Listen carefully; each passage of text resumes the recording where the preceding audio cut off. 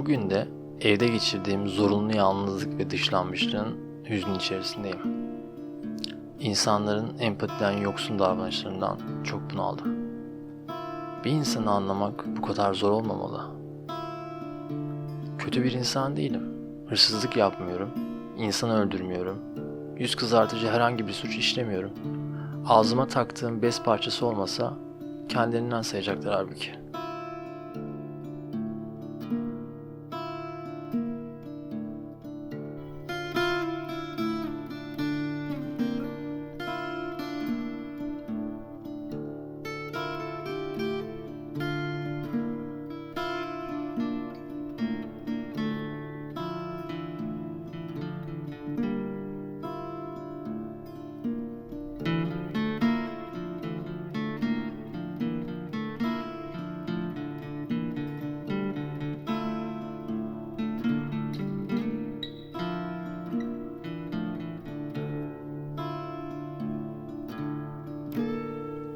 Annem dışarı çıkmamı, hava almamı, sosyalleşmemi istiyor. Onları kötülemek için değil, sırf onlardan nefret etmesin diye, hayır anne, ben yalnızlığı seviyorum yalanına inandırdım. Gerçi bu yalana kendimi de çoğu zaman inandırdığım oluyor.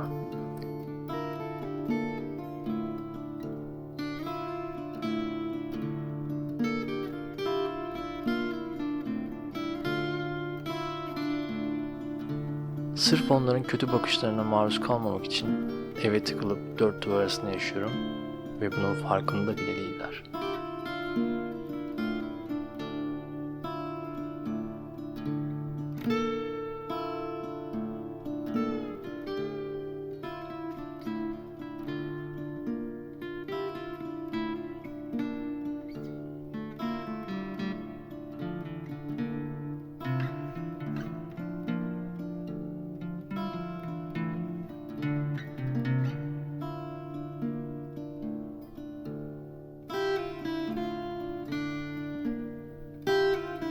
Onlar beni öteki olarak gördükçe ben canlılığımı ve rengimi yavaş yavaş yitirip odadaki eşyalardan farksız hale geliyorum.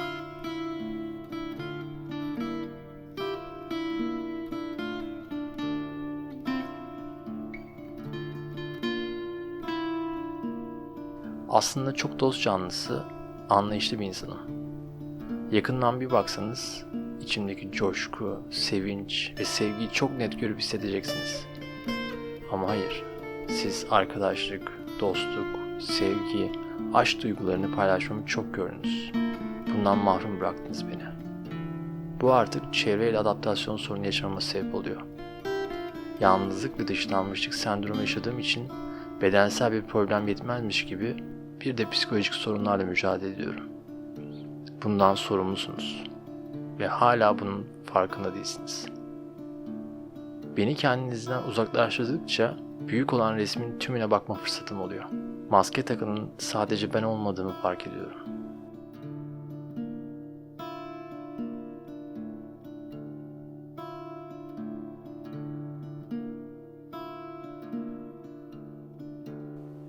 Benimki basit bir kumaş parçası. Peki ya sizin o görünmeyen maskeleriniz? Kötülüğünüz, samimiyetsizliğiniz ve ikiyüzlülüğünüzü örtmek için kullandığınız dürüstlük, güven ve iyilik maskeleriniz? Evet, kötüsünüz. Ve bunu bile bile sizleri olduğunuz gibi kabul edip duygularımı paylaşmak istiyorum. Okuduğum kitaplar bu davranışa çaresizlik diyor. Ben ise umut diyorum. Çünkü kendimi kandırmaya ihtiyacım var. Yalnızlık, sahte olmaktan çok daha ağır geliyor. Belki de sizler de yalnız kalmamak için tüm o görünmeyen maskeleri takıyorsunuz.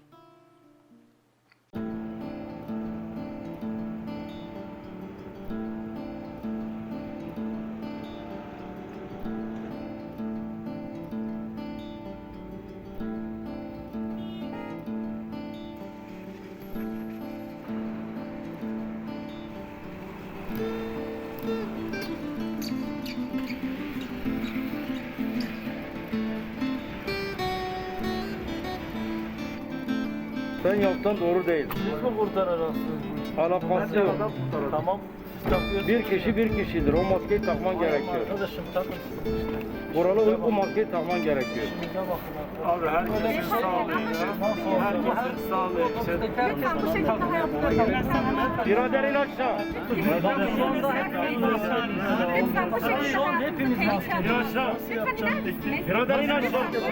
Çıkarken maske takacaksın. Zor değil bu. İn aşağı birader. Lütfen iner misin aşağıya? Herkes takıyor. Aşağı in birader. Çok teşekkür ederim. Lütfen sağlığımızı düşündüğün için çok teşekkür ederim. Hadi eyvallah.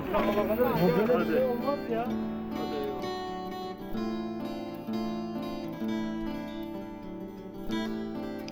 Bugün doktor hastalığı yendi müjdesini verdi.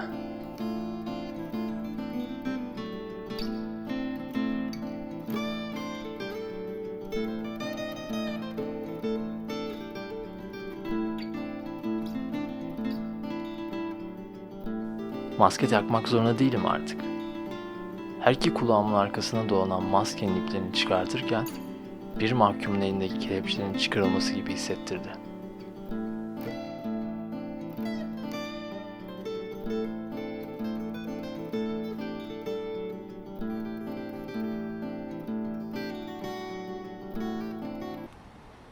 Kardeşim, kaldırımı işgal etmesene. O maskeni de bir tak. Tamam abi.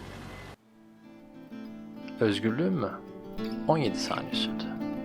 Olsun. En azından sizden biriyim artık. Hapishanemin demir parmaklıkları olan siz insanların o kötü bakışları olmayacaktı.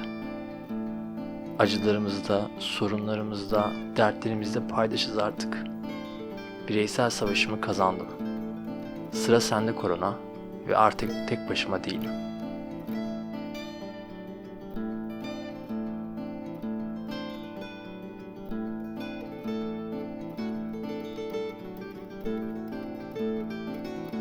Tek başına olanların çığlıklarını duyabiliyor musunuz?